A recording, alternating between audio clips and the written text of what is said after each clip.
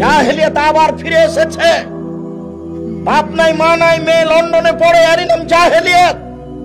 বাপ নাই মা নাই, খোলা মাঠে মেয়ে চট্টগ্রাম বিশ্ববিদ্যালয়ে পড়ে, এরই নাম জাহেলিয়াত। স্বামী নাই, ছেলে নাই, মেয়ে নাই, এখানে আপনার হাজারো মেয়ে বসে আছে, নিজে বাজারে যায়, এরই নাম জাহেলিয়াত। ফ্যাশন বোরকা পরে আছে এখন। অথচ কতদিন বলেছি ফ্যাশন বোরকা কেন? তোমার বাপ তোমাকে দেখে না, তোমার স্বামী তোমাকে দেখে না, ফ্যাশন বোরকা কেন? ঢিলা ঢালা বোরকা। বোরকা দেখিয়ে তোমাকে ঢং দেখাতে হবে কেন? বোরকা দিয়ে তোমাকে রং দেখাতে হবে কেন? বোরকা বোরকা ঢিলা ঢালা, এই ফ্যাশন বোরকা কেন? এইটা কেন?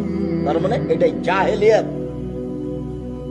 কই আমাদের তো বাজারে না গেলে চলে, তা আপনার চলে না কেন? আমাদের বাড়িতে তো কোনোদিন হাটে বাজারে যায়নি, তা আমাদের সংসার চলছে তো। আপনার বউ বাজারে যায় কেন? এখানে যত মেয়ে বসে আছে তার অনেকেই বাজারে যাওয়া অভ্যাসী আছে। কেন আপনাকে বাজারে যাওয়া লাগে? স্বামী কাপড় কিনলে হয় না? স্বামী কাপড় কিনলে কেন তোমার স্বভাব এরকম হয় যে এটা মোটা, এটা ভালো নয়? মোটা কেনুক আর চিকন কেনুক আর যা কিনুক, যেটা কিনে নিয়ে এসেছে স্বামী, সেটার উপরে তুমি বলবে আলহামদুলিল্লাহ। আপনার কাছে যেটা ভালো, আমার কাছে সেটা ভালো। আপনার সুবিধায় আমার সুবিধা, আপনার খুশিতেই আমার খুশি।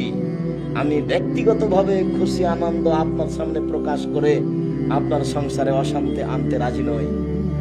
যাহাই চাইবেন আপনি তাহাই করিব আমি, যেটা ভালোবাসেন আপনি সেটাই করবেন আমি, তাতেই খুশি। সংসার সুন্দর হবে। তোমাকে বাজার করতে হবে কেন? এই মেয়ে, তোমাকে বাজার করতে হবে কেন? ঢং পেয়েছো তুমি?